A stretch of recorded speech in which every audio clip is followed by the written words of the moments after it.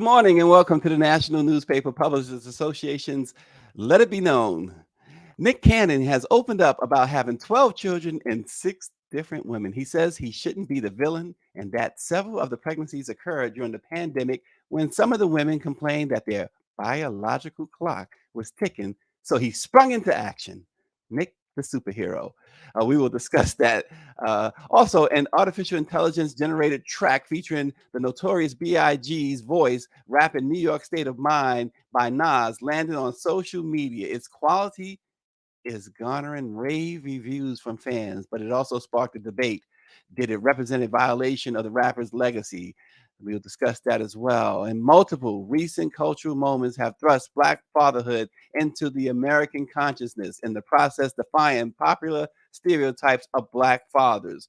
Although they are routinely overlooked and undercredited in our society, Black fathers have grand plans for their babies. They want to see their children rise to levels they themselves have long dreamed of. They want their children to be happy and successful. They want their children to outlive them. From the birth of their children, Black fathers are deeply involved. And although we have a rich understanding of how mothers' mental health impacts child development, we rarely make the connection between fathers' mental health and children's outcomes. For Black fathers, this connection is even less explored. But Black men continue to embrace their paternal roles despite significant challenges and are often expected to make tough decisions in the best interest of their children and families. Today, we meet Juanita Banks-Whittington, a veteran social worker, wellness and diversity practitioner, civil rights advocate, wife, mother, and author of the new children's book, I Love My Daddy. All that and more right now on Let It Be Known. We start with Austin Cooper. Austin is really upset. First and foremost, he's wearing that pink shirt and it's like hot pink right now. This guy is so upset. But before we get to why he's really upset, there's a couple of items. He's shaking his head. Everybody shakes their head when I talk. They're like, "Dang, what is he doing today?" But before we get to that, uh, really alarming update on Jamie Foxx. Now, there are a number of outlets, Daily Loud, Rap TV, Good Morning America, reporting just this morning that Jamie is in very, very serious condition. His family is now openly concerned about his well-being, his future. Good Morning America says that he's in stable condition. They say it's not life-threatening, but this morning, others like the Daily Loud, the Shade Room, Rap TV, etc., is saying that his condition has taken a turn for the worse. So we are thinking about Jamie Foxx this morning, hoping that the very least, the Good Morning America report is more accurate than the other reports. Again, GMA says he's in stable condition. They say his condition, as far as they know, is not life threatening at the moment. So, Jamie Foxx, certainly thinking about the great Great, Jamie great, Foxx. absolutely. And Austin, um, did you happen to buy Janelle Monae's new record this morning? I have not. Now, let me preface this by saying I, I didn't know a whole lot. I was watching a movie. I forget what movie. You might know the movie, in which it's with I think who's the comedian, but it's a big movie on Netflix. They got part two out now, and she's like plays the sister, the twin, or whatever. And I didn't know much about her music. I know that my daughters listen to her and stuff like that. I think even my wife might listen to her. Um, and I always knew she was cute, but she always wore, as people say, like these Captain Crunch out. Somebody said that she looked like the Riddler at one point.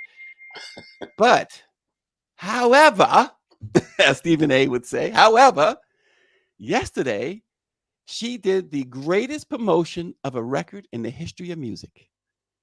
And I dare anybody to go on anywhere on Twitter and find exactly what I'm talking about. Homegirl reimagine. You know what? She's got, and it's not that. That's the Met Gala thing. They started turning heads with that. But what she did, there it is, right there. It's called Pleasure. That video, she's coming up, and I tell you what, Austin, just as many women as men was fawning over her. You talk Mm. about breaking the internet. Well, they say what's her name? That Kardashian girl some time ago broke the internet. Well, when you break something, you can fix it. Young lady, Janelle, absolutely annihilated, destroyed it. That's You right. That's fix right. that. I mean, absolutely soothing to the eyes, and I'm sure that it will do well in terms of her sales. If she got a sale for every like or retweet, because I don't even follow her, and it was all Me on neither. my No. timeline. If she got a like or a retweet for every a sale for every like or retweet, let me tell you something. Inflation can go through the roof. Eggs can be $100 a carton. Gas can be $200 a People gallon. still purchase. She will never. Her great great great grandchildren will never have to worry about another dime. Mhm, mhm. Yeah, no, I mean, I don't follow her, frankly at all. But I do. I like the characterization I've heard of some of You her like the previous characterization. attire of like Captain Crunch, because I always thought her outfits were childish to put it Well, mildly. But she grew up yesterday. oh, she grew up She became absolutely. an adult yesterday. That photo that Greg just put up, no, she absolutely grew up quickly, almost overnight. Wow, Like, Greg. whose child is that? Good Lord. So, also, another thing that caught my eye this morning, I'm doing all this because I know Austin is chomping at the bit. So I'm trying to delay it just a little bit. But also, what caught my eye yesterday. So, Selena Gomez, right, had a kidney transplant, and her best friend gave her her kidney, right? And now her and her best friend are on the outs. Her best friend don't want to talk to her no more. Why? Because Selena Gomez has been drinking heavily, according to the best friend. And people are saying, well, Selena is grown. She can do. But as somebody else, I like what somebody else said. They said it wasn't like she gifted her a bicycle. Thank you. Thank you. I mean, A vital, you know, body part, not a yes, vital body part, a vital body part. And this is how you thank me. I mean, we were, given two kidneys for a reason, you know, yes, and to lose a kidney, or, even, with a transplant like this, there has to be some sort of a serious body adjustment for the person who had given this kidney. And she gave this kitty out of love for her friend, trying to be helpful. It can be very hard to mhm. find appropriate, matching Yeah. kidneys. The waiting list, The waiting, like you. exactly, exactly. So I give you a vital part of my body to help you And live this a is more what you do. healthy life. Yep, And this is how you want to thank me, yep, by doing some of the very same behavior that may very well have led to her needing a kidney transplant in the first place. exactly, exactly. Oh boy, I tell you. No, no, no. We would not be on speaking terms, and I would significantly be adding to her level of stress each and every day. Yeah, the thing about it, I can't stand someone who you do for and they just don't appreciate it. Mhm. Oh gosh. Anyway, speaking of Babyface, Babyface. How do you not let Babyface perform? This is what happened at the Prudential Center in New Jersey yesterday. He and Anita Baker co-headlined, or well, Anita Baker is the headliner, technically the headliner, and apparently, it's whatever happened, he came out on stage and said, and his exact statement was, because Miss Baker needs her whole set and won't have time to play her whole set, me and my band unfortunately will not be playing tonight. Of course, it has caused a lot of chatter, a lot of vitriol both ways on social media. Some going after Babyface, but many going after Anita Baker, saying the egos or whatever. How do you not let Babyface perform? I don't understand, Austin. But let me just give it a little bit more context. As some have written that Babyface failed to put the whole thing in context. They said that there was a lot of technical difficulties and the time, I guess it wouldn't have been enough time for both performances. And of course, a lot of people don't realize, these arenas, when you go to these concerts, they have curfews. They have to end the show by a certain time, and we're not talking midnight. Yeah. And So, if you don't, but at the same, if I bought tickets to see Babyface and Anita Baker, I want to see both of them. At least I exactly. want to see Babyface. And why wasn't, this clearly wasn't the first time they have performed together. Right, Why weren't these types of details ironed out before? right. I mean, now it's just two, egos going up against one another. I think that, and I don't know what all goes on behind the scenes at putting on performances by two large stars like this. Right. But to me, common sense would dictate that these types of details would have been ironed out long before showtime. And were I there last night and had paid tickets to see both, I'd be very Refund. disappointed if I only got to see Anita Baker. Well, Yeah. I think it's since she was the headliner, I think that it's inherent upon her to at least offer some sort of a refund or partial refund to folks who came to see Babyface and not her, Yeah. because Yeah. there were some of those in the audience as well. Exactly. Well, I guess Anita Baker felt that Babyface just did not have that whip appeal. So, as we move on, Austin sent us a text last night. He was absolutely beside himself. Austin, take it away. Yeah, um I was on the show a couple of days ago or last week, and we were talking about the upcoming TNN town hall meeting with Donald Trump and town hall rather. And I was going back and forth on whether to watch it. So at about 6 o'clock, I decided I am going to watch it. And as you know, Stacy and Greer, I am a political hack, and I am a lifelong Democrat. But in my line of work, which includes lobbying, advocacy, I have to be bipartisan in my work, especially on the Hill or with governments. And so I decided to watch, and I do, spirit of transparency. As frustrating as it is, I'll watch Fox, from time to time. I'll watch News Nation, I got all of that them one to just to yourself. be, up to speed on what is being talked about on both sides in political circles. This last night, and again, I used to do government affairs for CNN Atlanta 20 years ago, so I have some idea of the culture. I don't recognize this culture Yeah. at CNN. And last night was an absolute crap show Mm. from start to finish. And it was a crap show, a crap. Austin, I'm sorry, was he at all challenged on anything? She checked. I mean, how do you challenge crazy? You can't. How do you challenge someone who's absolute nuts? How do you Mhm. challenge someone with facts who, when you present him with facts, simply ignores you and doubles down on lies and craziness? It's not it's an unattainable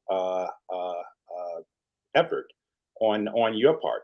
I think she did try as best as she could, but the it was clearly predominantly Trump supporters who were in the audience. I don't know what the process was for identifying. I was at least hoping that there would be some of the questions that were posed would be from independents or Yeah. just Democrats even want to kind of figure out what's going on. That was not the case. No, He this had he had that audience in the palm of his hand within 15 or 20 seconds, certainly within 30 seconds of walking on stage. I will say this much. Uh, uh, I tip my hat to ABC News. Why do I say that? When I got up this morning, I said, let me see how everybody else covered this fiasco. Of course, it's all over CNN's website, it's all over NBC News's website, a CNN program at that, CBS, MSNBC. But I looked at abcnews.com, abcnews.go.com, and It was very but the story wasn't about the town hall. It was about the sexual assault case that Trump was found by a jury to be guilty of. And I said, this is one time where the news media has to take a stand, and Right. ABC was the only one that sort of took a stand, Mhm. as far as the mainstream is concerned. Mhm. Well, to me, CNN took a very deliberate stand Oh by gosh. giving him this free commercial. I don't know how many viewers watched it, but this was a free commercial for Donald Trump and Donald Trump's 2024 presidential run. A It was an 70-minute assault on free. journalism. It was an Mhm. assault on American democracy, Right. and he doubled down, and in some instances tripled down. He offered, he called, and that this man had just been, suffered uh, a uh, a penalty by the courts where he has to pay $5 million to Eugene Carroll. Of course, he's going to appeal it. Who knows if he'll ever end up paying? But it was symbolic. A former Yeah. president of the United States who is running for president again has been found guilty of sexual assault of a He's woman. and And he's been last night he doubled down on it. yeah. He called her a whack job. When he Mm. got frustrated with the moderator Caitlin, I'm drawing a blank on her last name. When he got frustrated with her, he called her nasty. Remember what he did when he got frustrated when Hillary Clinton during the Yep. 2016 campaign was questioning him? He also called her nasty. Yep. This is how this guy verbally, mentally, and physically abuses women. Yeah, he's the front runner for president in the Republican side. He's like, as you said, he's a jury found him guilty of sexual assault. He's criminally indicted. He's the only president to be twice impeached, and yet he's the front runner. This is the state of U.S. politics. Real quick, we got to talk about this before we bring in our special guest. Nick Cannon has opened up about, and this is probably a good segue into our special guest, but has opened up about the kids, because that's what everyone knows about Nick Cannon. He's fathered 12 kids, 5 of whom are less than 1 years old, with 6 different women. This was never his plan, he says. He says that he comes from a big family and he always imagined that he'd create the same for himself, but he's not trying to establish a clan or lead a cult. His problem, he says, is that he's a hopeless romantic. The butterflies, the first kiss, the ego boost, he says. And when the rush subsides, he wants another hit. He says he's a people pleaser. So during the pandemic, when a number of his lovers began to express anxiety about their biological clocks, he obliged. He says a lot of them are in the same age group, and I just wanted to give them what they desired. He says, I kept saying I can handle it. And that's how he ended up with a nursery in his office building. It's a neon lit room with tumbling mats, a ball pit, and toy instruments.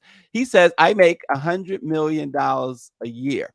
He can afford it, but he also noted too, that he um, doesn't have the time to spend the type of quality time with each of those kids.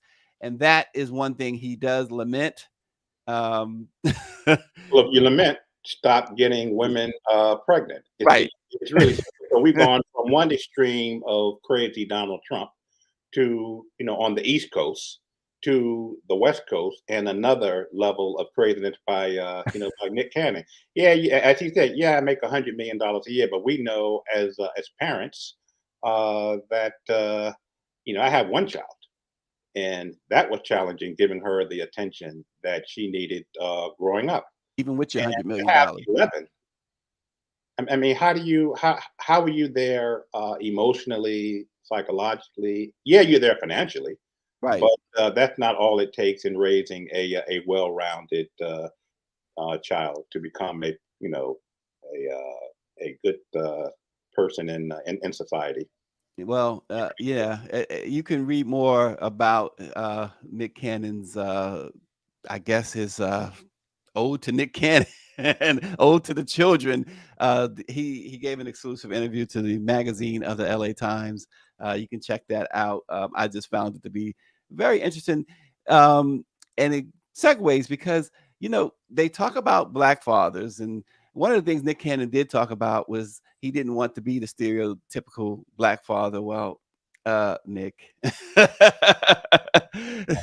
excuse me, fake news. Hello, wake up call. Crazy, crazy. But Juanita Banks-Whittington has devoted her life to serving others and spreading joy. She is a highly educated and skilled individual with a bachelor's degree in business administration from the University of Baltimore and a master's degree in social work from the University of Maryland, Baltimore. She's the author of the new book, I Love My Daddy, a heartwarming children's book about the special bond between a little girl and her father. We welcome Juanita Banks-Whittington to Let It Be Known. Good morning. Now, if you come off mute, you would sound better. Do we got sound now? Oh boy.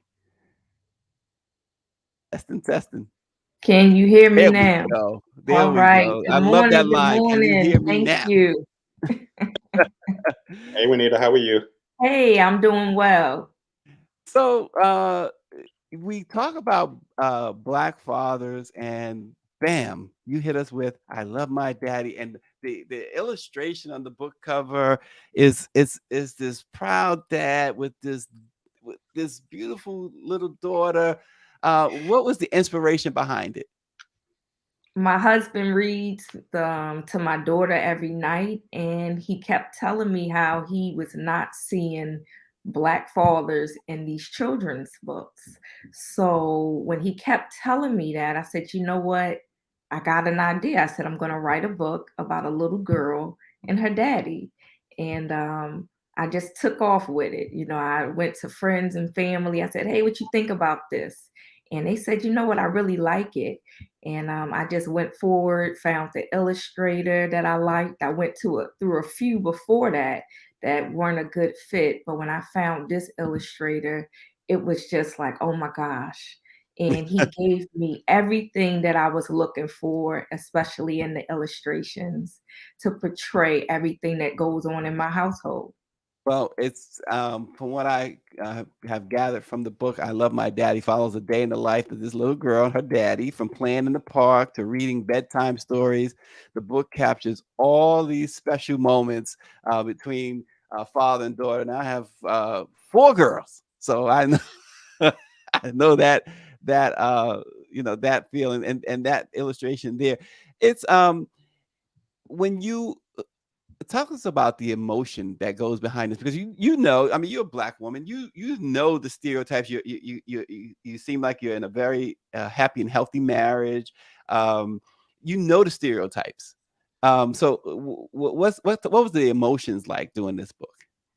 Um, I wanted to make sure that I did it right.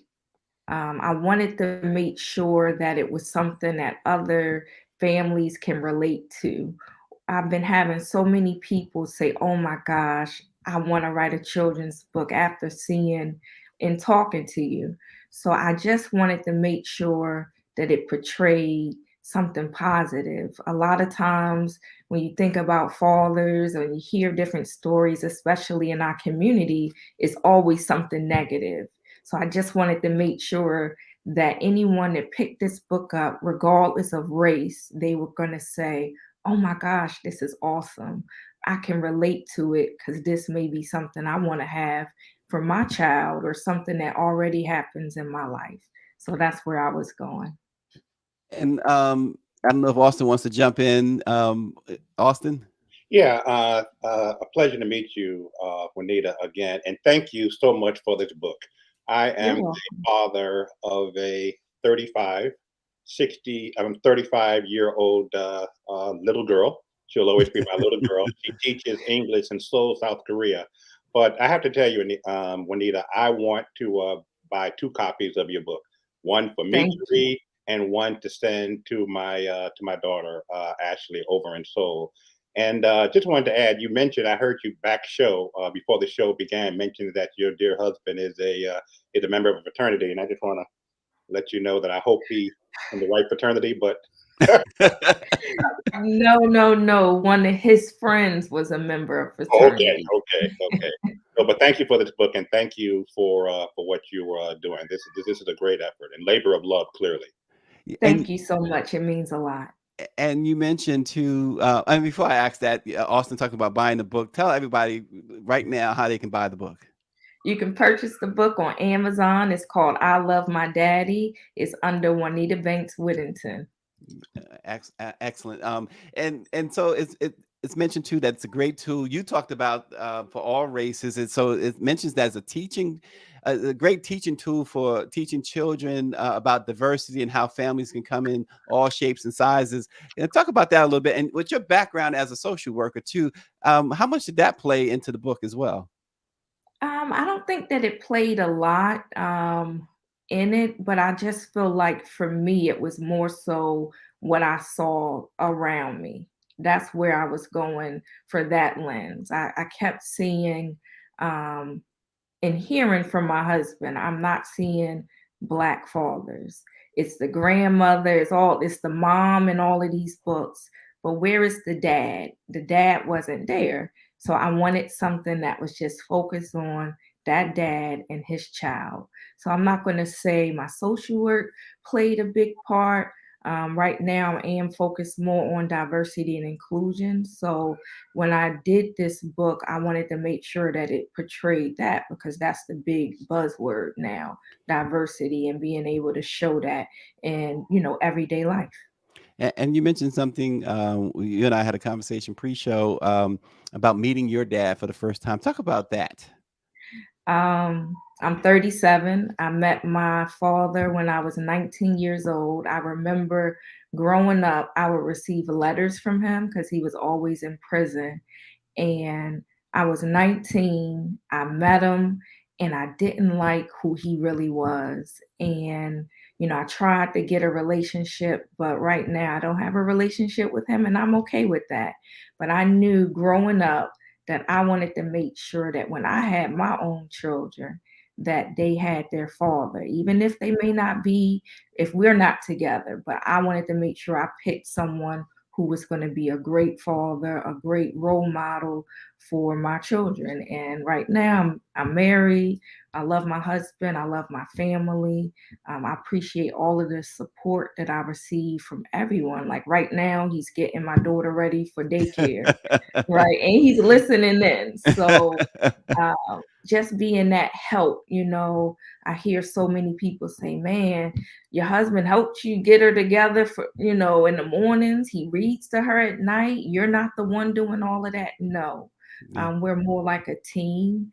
And I really, really appreciate him for doing that for her and for me, because you don't really hear that a lot.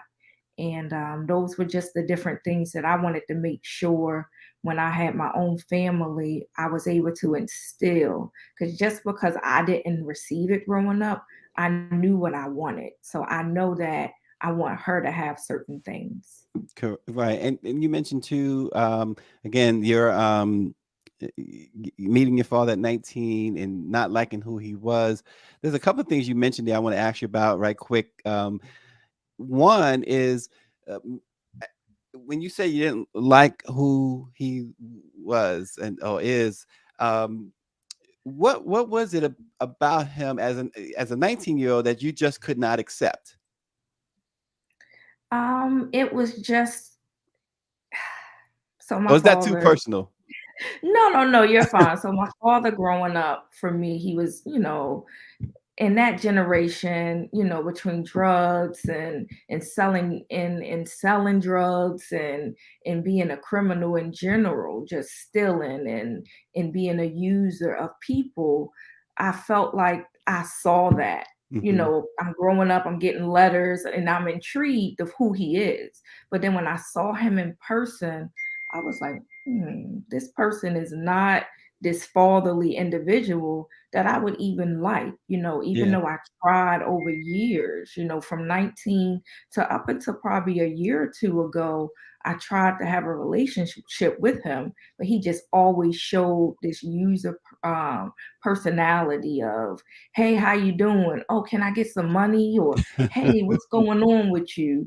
Not, hey, how's my first grandchild doing? Or hey, how are you doing? It was just always about him. Mhm. And I knew that I didn't want that to be what I show my child, So you know. how do you show your child? How do you first of all, how do you pick? You say you didn't want that for your husband as a person you're with. You wanted somebody who's going to be a good father. How does a woman determine if this man even has the potential to be a good father?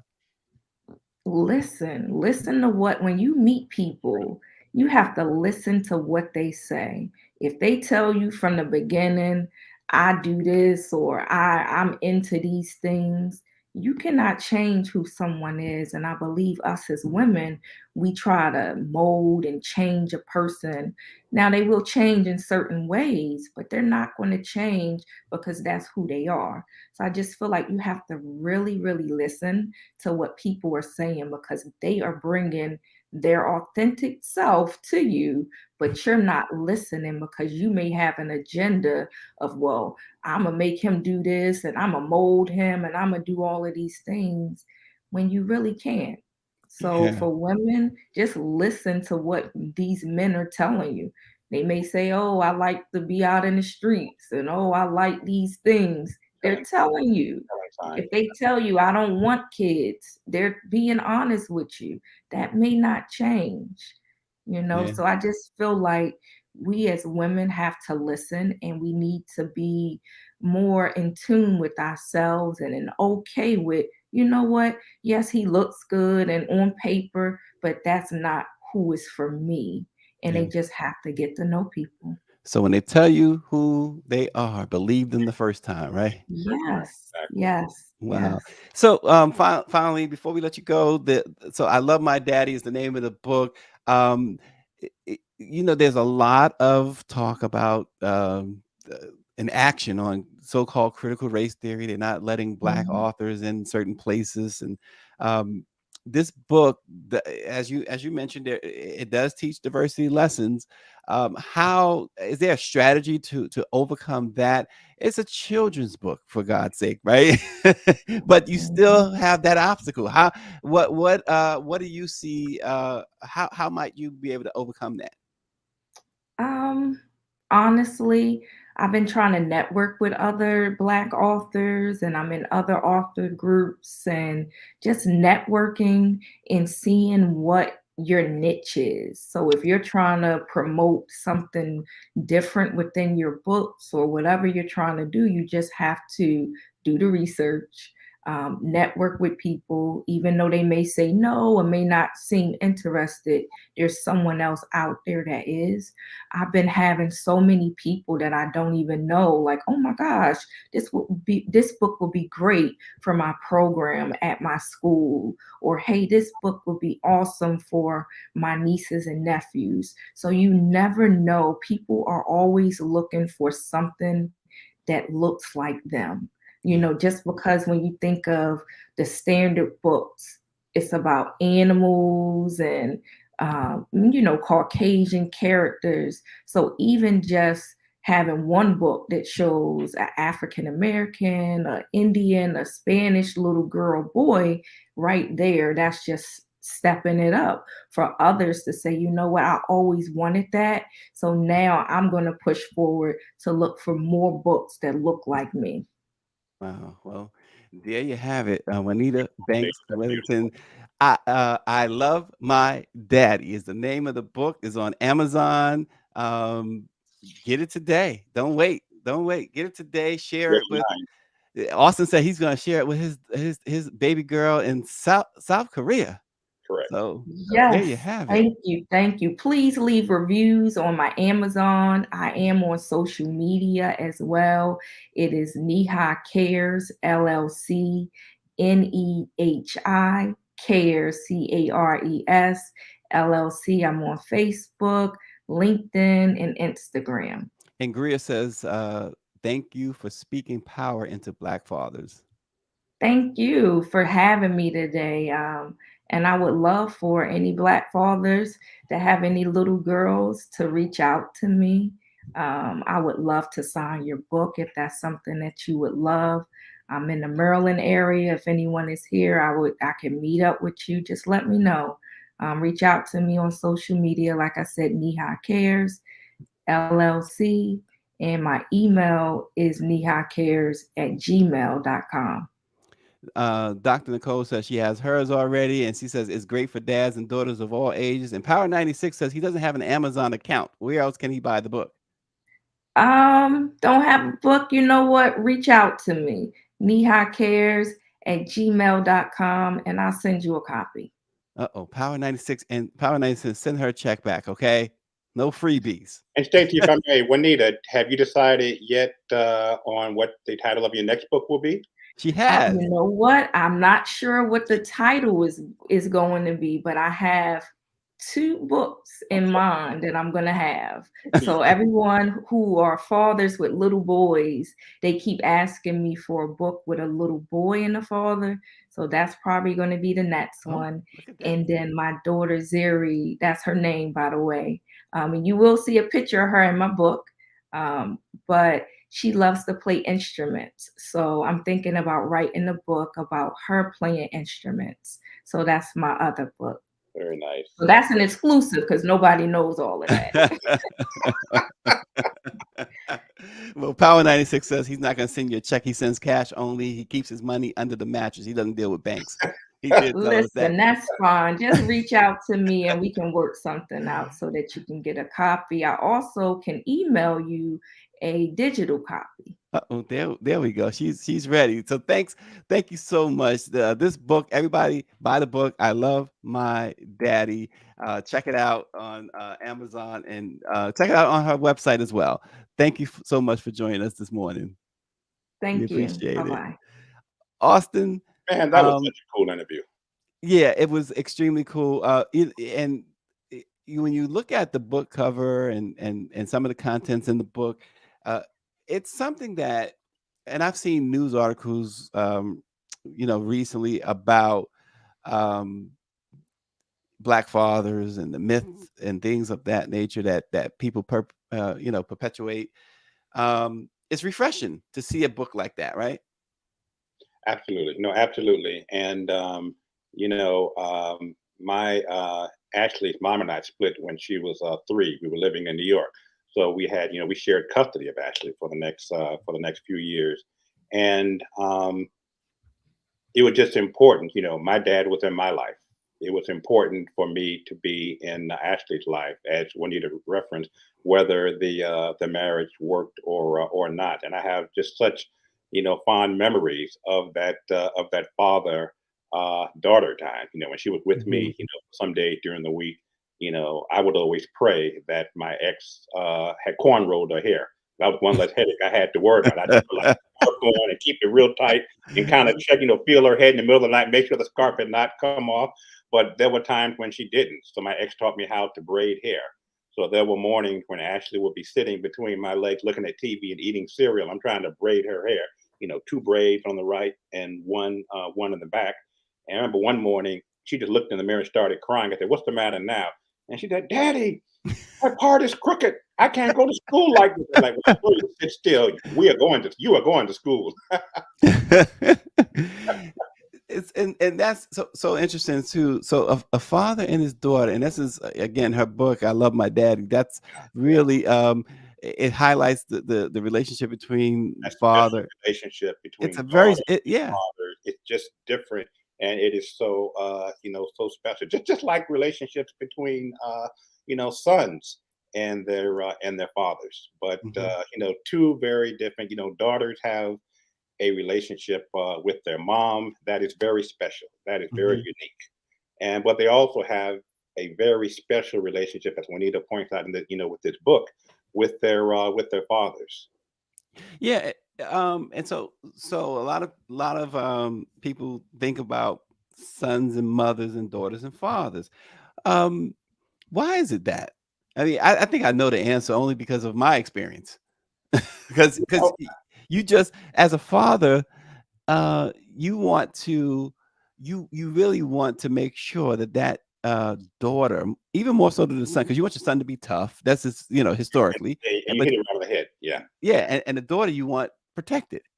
exactly, exactly. And that's just the way the way it is. Early on, Ashley knew that I was the weak one between her and and me. So we had to, my ex and I had to come up with a plan where, we're going to be united on this front because children, even at a young age, can be very manipulative. And if my ex told her no, and she got on my lap and started, rubbing my face, and then I love you, daddy. I was, That was it. that was it. That was it. Game over. Oh, Listen, I know the feeling. I mean, look, even my oldest, who is married with her own daughter, and she lives in Las Vegas. Even now, it's like if and she doesn't do this at all often, but if she will call, if I even get the sense that she needs something, or if she says in any way, it's like you move mountains just to make sure right. that she had I do. Absolutely, absolutely. No, So no. Ashley and I, of course, she's been in soul teaching for the last 8 years. So we talk on the phone, but we also FaceTime.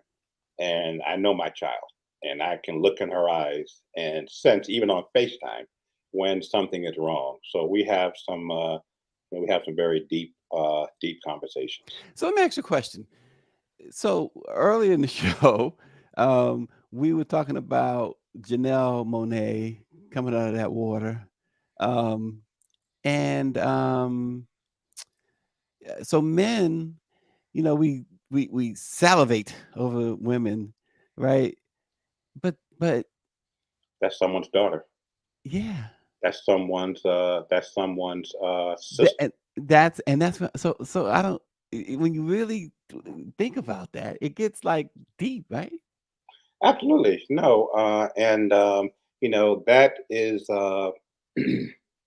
when when men look at women, and obviously we'll have our first reaction.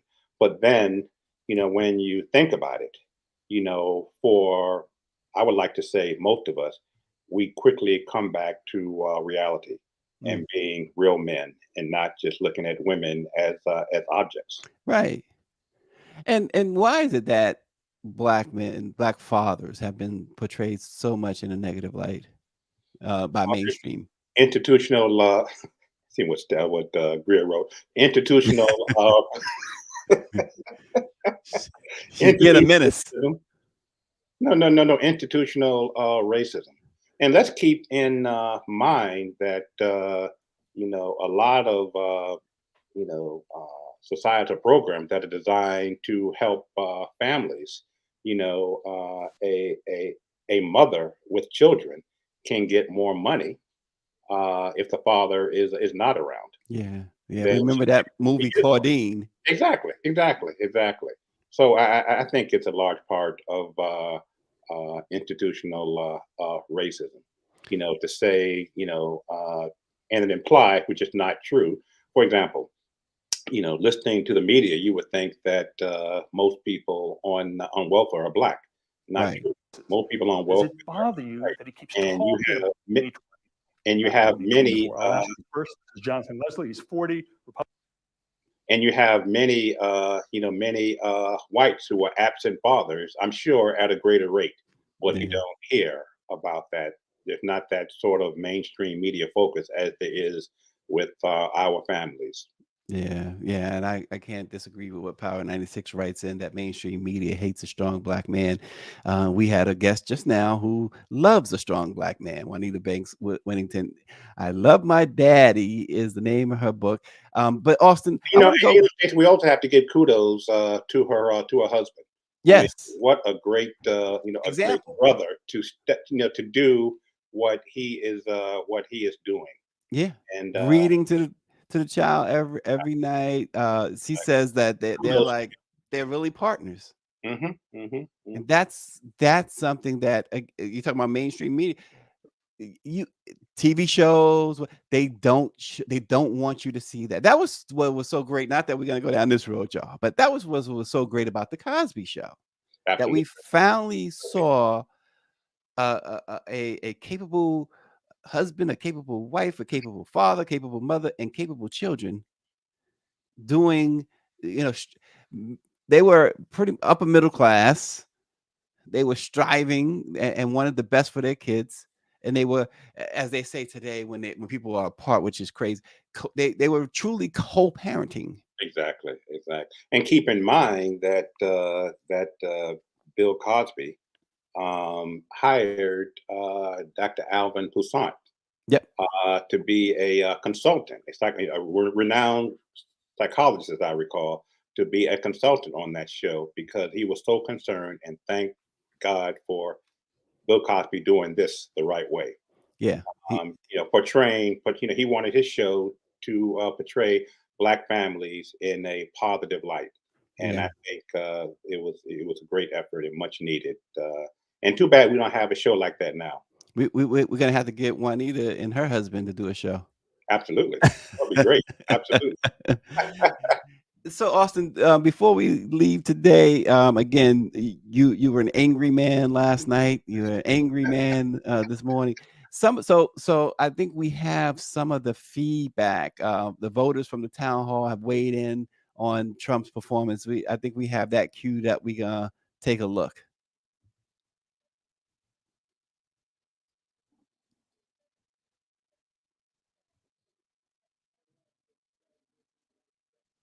They look angry.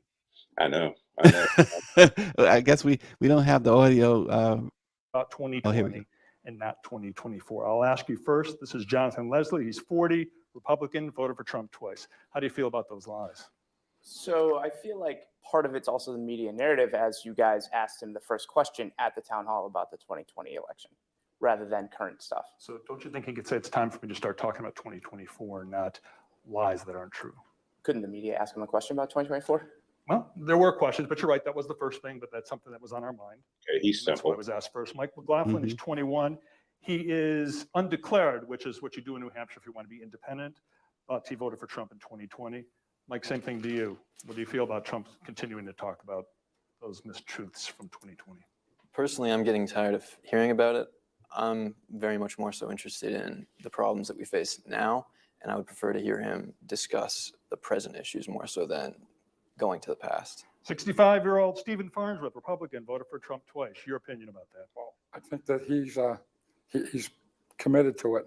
That's what he feels. That's what he thinks. Well, do you And think he he's not thinks gonna- that, or do you think No, he just keeps saying it to try to will it for people like you to believe No, it? I think he actually thinks it. You do? No, he may. Even though he keeps losing in the courts over and over again. He does say what's on his mind.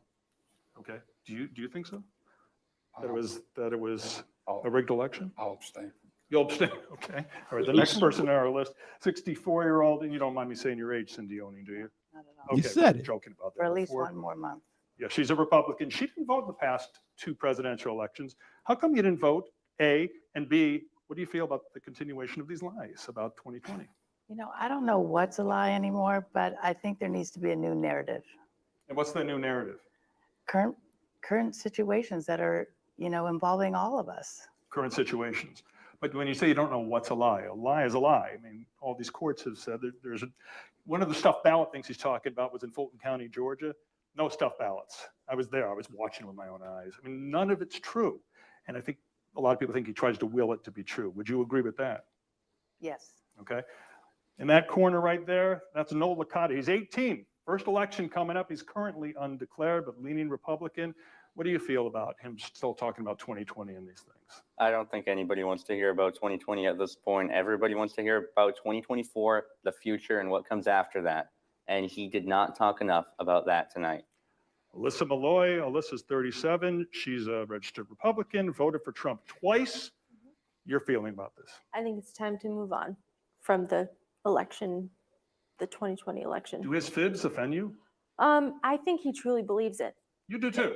I think that's what he truly believes. I think a lot of his supporters believe it. Not all of them, but there are a lot of people who do believe it, and he tries to, go along with that. And I would agree that he wills it to be true. Let me ask 22-year-old Cooper Walsh, who is also undeclared but voted for Trump in 2020. Do you think Trump believes that stuff? I definitely do think he believes it. I think he's very passionate about it, or else he probably wouldn't still be talking about it. But I think that it's time for him to move on. He needs to talk about what he's going to accomplish in 2024. And I also think the media shouldn't have focused on the huge segment on the 2020 issue. We already know what he thinks about it. I think we should be talking about more of the other issues that the questions had in the audience. But would it be helpful, Karen Olson, who's 56, she's undeclared, not registered Republican or Democrat, but voted for Trump twice. Wouldn't it be good if he would just say, I'm ready to move on. It's 2024. I'm going to stop lying. I'm going to be honest about it and move on. Wouldn't that be helpful? And then the news media wouldn't ask him about it if he would acknowledge it. I'd like him to move on. I would like him to stop talking about it, but it is his opinion. So you have to attach that caveat, lie all the time. It just keeps it going. So it's his opinion, and Right. he has a right to have it. All right, just yesterday, Okay, so that was a display of simpletons, simpleness. Every damn body who was in that in that room. First of all, what is there to be undecided about in terms of who you were going to support? All of those folks there who were talking about they wish he would move on and stop talking about 2020. How do you not talk about 2020? Because 2020 may very well happen again in 2024 if he loses. You saw when Caitlin asked him last night if he will accept, the election results, and he refused to answer. He knows the answer. Mm-hmm. Mm-hmm. No matter how, no matter what the electoral college number is, no matter what the popular vote is, if he did not come out on top, he's going to say it's a rigged election. Yeah. We know the story. We know this movie. We know the outcome. Well, we don't know the outcome, but we know the cast of characters, and he's the lead character, and we know his thinking, and he's not going to change. And he doubled down last night. Yeah. And the fact that, well, do you think, let me ask that question. Do you think the CNN was trying to show his supporters that he has not changed? I don't think they needed to show his supporters they've not changed. I'm not a supporter, and he's not changed. I don't think that this last night in any way added anything positive to the political debate as we move into 2024. Yeah, the lingering question for me is, how do you continue to give a declared candidate this type of airtime? What about the other candidates? Exactly, including President Biden. Yeah, it's what happened in 2016. Yep. He got Trump, that is, got all of the airtime, and that was in part because the networks did not, they saw him as they saw him as a ratings win, but also they didn't see him as a threat to the to getting the nomination. And then when the primaries rolled around and he started winning primaries, that's when CNN, MSNBC, that's when that gave birth to the fake news era. And how did it give birth to the fake news era as far as Trump was concerned? They turned on Trump. They realized it was us who created that the Frankenstein thing, right? They created it. And it was too late. The cat was out of the bag. It was too late. And they started attacking him. And so then he was able to say fake news, because guess what? If you recall, some of the reporting was exactly that, and they had to retract because they was overly aggressive, trying to make up for the mistake that they had previously made. It was poor journalism on CNN's part, on MSNBC's part. it was extremely poor journalism. The New York Times, they all were complicit in Trump 2016. Yeah, I mean, again, it just I think that it was last night. What CNN did was a stain on democracy, a stain on journalism, and I don't see any positive out of this at all. I watched last night, as you have referenced, and he did not say anything that I did not know he was already going to going to say. But I wanted to watch and to see for myself just how crazy he can be. Also, did he lose? Do you think he lost any voters last night? No, no, I Did don't he think. gain? I think he might very well have gained some voters last night, and that's the thing with. I mean, look at some of these people who Greer just had on in the focus group afterwards. The young kid, I think, what, 22, 23 years old, who voted for Trump last time, as I recall, but is undecided. What's there to be undecided about? When it comes to Donald Trump, I could see being undecided about Governor Sununu out of New Hampshire if he runs, or former Governor Kasich out of Ohio if he runs, Mhm. or any other Republicans who decide to seek the. I mean, I could see this early out being undecided about who I'm going to support. But when it comes to Trump, such a divisive figure, what is there to be undecided about? Pence is running. Thank you. And that was the thing that you mentioned too that came out last night too. Real quick, this whole idea of hang Mike Pence. What did Trump say about that last night? He said that Mike Pence was never in any danger on January 6th, and what Mike Pence did was wrong. Mm. And he hammered home his belief that that Mike Pence, could have not done what he did that day, and that he alone could have changed the outcome of that certification process. He Mm. doubled down. He doubled down. So all those guys they had the noose, they had the thing, what you call that, the gallows rigged up and everything. If they would have gotten a hold of Mike Pence, according to Trump, nothing would have happened. Yep, that's correct. That's incredible. And so Trump has it's a big win for him last night, right? I think so. I think so. I mean, I certainly don't see how what CNN gained. I think I saw where the president or the president campaign issued a tweet, last night saying that is this what you want for another 4 years? Mm. Oh, so they did the They did. White House since The wow. Biden campaign did issue a statement, a one sentence tweet, as I recall, Oh. that again, is this what you want for the next 4 years? How about But again, folks already know who Donald Trump is. right? So yeah, it's just going to be more of the same. Well, it should President Biden respond to this?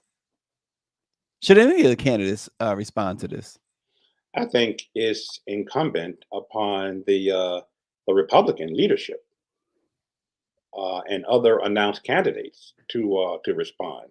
I mean, I don't think it's incumbent upon Biden to respond to this, to this craziness. Wow.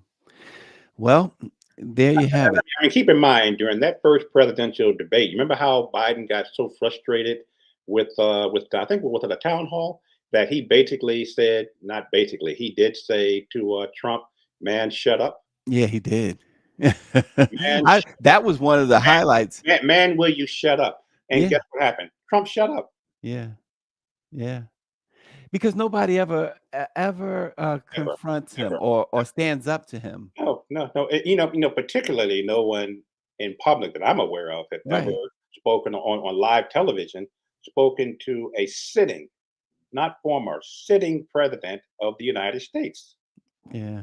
But candidate Joe Biden did. Yeah, and real quick, along the same lines, Timothy Williams, she's asking, no Santos talk this morning. George Santos, Representative Santos, was arraigned yesterday on 13 federal counts. He says he says it's a witch hunt. He's trying to mimic Trump. Santos is going to learn quickly that A, he's no Donald Trump, Exactly. and B, that he does not, although the speaker backs him, McCarthy, he does not have that type of support. And certainly, one of the things that has worked well for Donald Trump is that there's palpable fear in the Republican Party of Donald Trump. There's absolutely no fear of in any party for George Santos. Yeah, I George mean, Santos is going to prison. Yep.